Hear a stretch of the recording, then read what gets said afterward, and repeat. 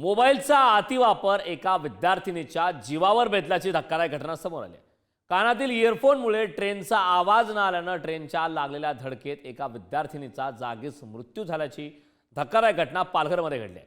पश्चिम रेल्वेच्या पालघरमधील सफाळे रेल्वे स्थानकाजवळ रूळ ओलांडताना माकणे गावातील वैष्णवी रावत या विद्यार्थिनीला राजधानी एक्सप्रेसने धडक दिल्याने जागीच मृत्यू झालाय।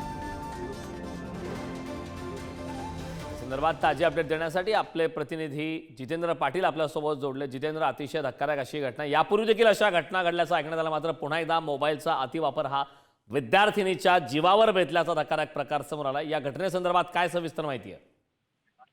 नक्कीच करून बघितलं तर मोबाईलचा अतिवापर एका विद्यार्थिनीच्या जीवावर बेतलेला आपल्याला पाहायला मिळतोय।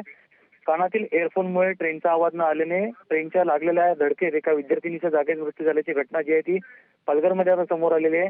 पश्चिम रेल्वेच्या पालघरमधील सफाळे रेल्वे स्थानकाजवळ रूळ ओलांडताना माकणे गावातील वैष्णवी रावल या विद्यार्थिनीने राजधानी एक्सप्रेसची धडक बसल्याने तिचा जागीच जो आहे तो मृत्यू झालेला आहे।